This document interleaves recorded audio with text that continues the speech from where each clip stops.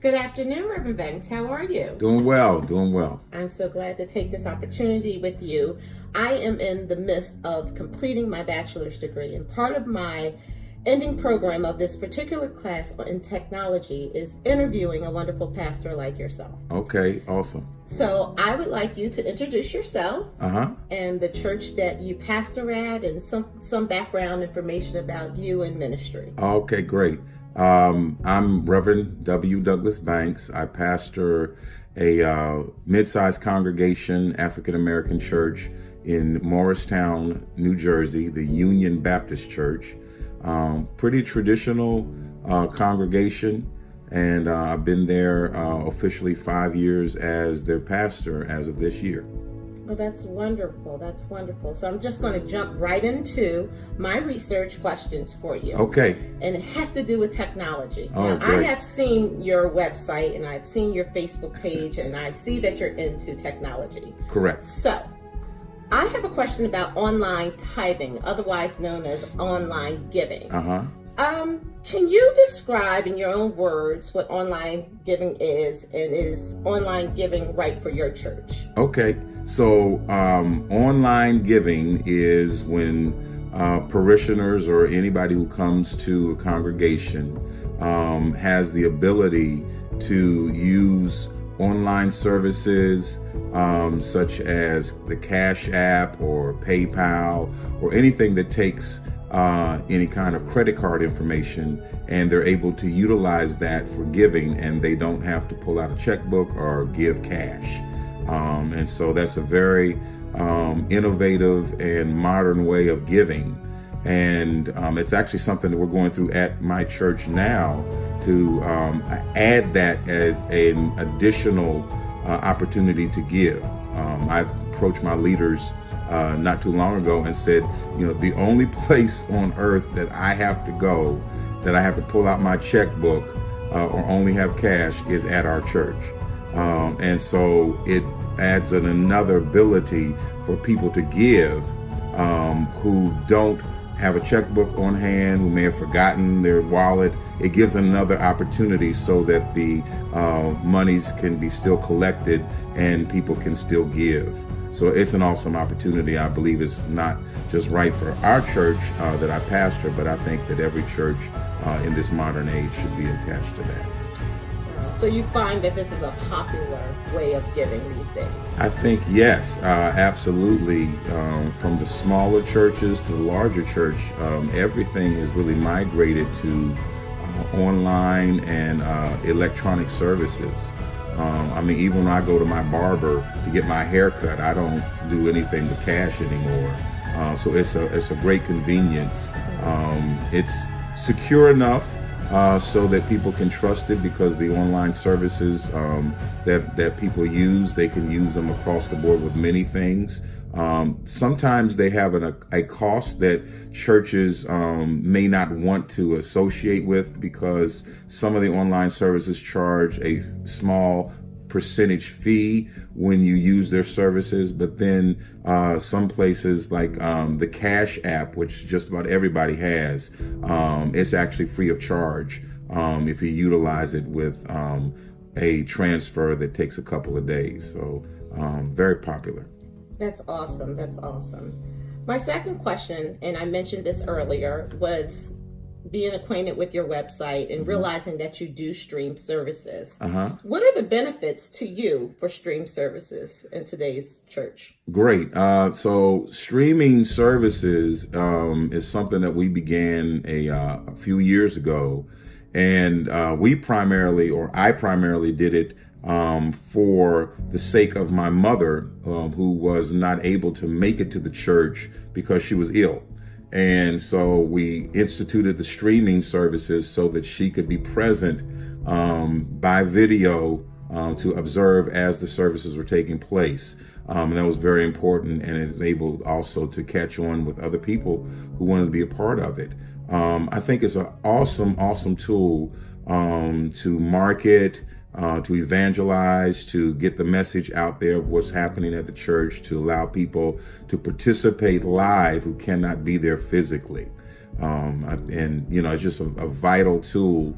And places on social media like Facebook Live, Instagram, live streaming, even YouTube are basically free for churches, and you can even do it just from your cell phone these days. It's pretty simple.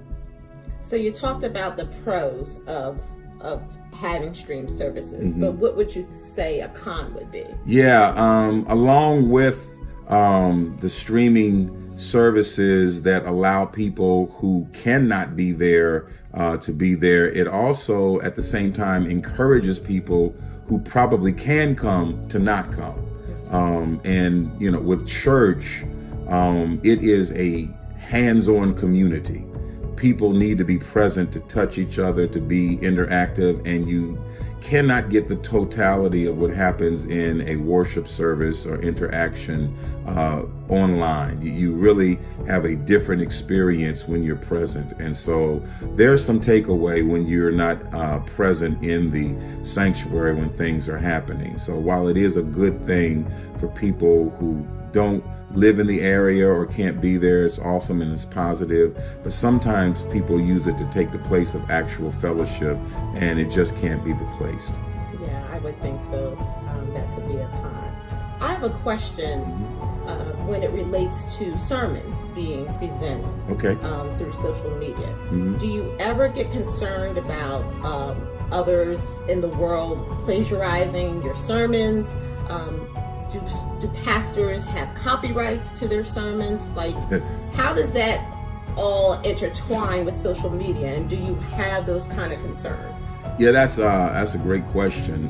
Personally, I have never really worried about that because the purpose of a sermon is to communicate it to the public so that all can hear. And once it's left the mouth of a preacher, it's, for everybody to understand and hopefully to repeat. There are a lot of online services now that, and with the internet, that pastors and preachers can really go to and actually buy sermons. And so I am positive and I'm sure that there are people who look at what other people preach and present, and they probably take that and repeat it for themselves. I'm not a person who does anything like that, but you can't really control that. And I don't see it as a detriment of sharing online because ultimately the message is still getting out. Yeah, that's good. I think about myself in the church where there was a time where I would physically take my Bible to the church. And that was always a practice of mine. And now I'm more so looking at my cell phone or carrying my iPad.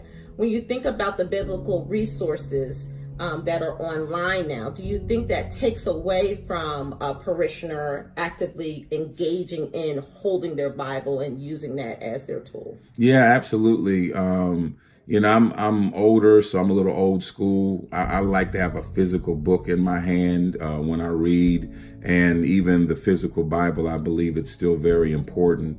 While the convenience of being able to go to a cell phone or an app on an iPad is certainly there, and I use an iPad to preach from, and so all of my resources are there, but I also carry a physical Bible in the pulpit, and there is a Bible that's stationary in the pulpit that I read from, because I think it's very vital for people to still be able to turn the Bible and understand where the books of the Bible are located, and be able to find that and not just Google it or find it through an app, but be able to totally engage that. The other side of that is that we use our phones and iPads for a whole lot of things. And some of those things have nothing to do with God. And when you think about, the dichotomy between that, it can really present such a difference if you're doing, things that have nothing to do with God on your phones or on your iPads, and then you use that same device to research or to pull up the Bible. It loses its sensitivity of it being a holy thing when you do that. So I definitely promote the usage of a physical Bible as much as possible, still and yet in this age. So your congregation, you have a diverse congregation. Mm-hmm. And so what would your older adults feel about you moving into maybe tithing online? And you mentioned you feel it's secure, but how would you onboard that kind of application with your church? Yeah, and that's a good question, because we just now are actually addressing that right now with leadership in our church, because primarily the congregation that I do pastor is an older group of people.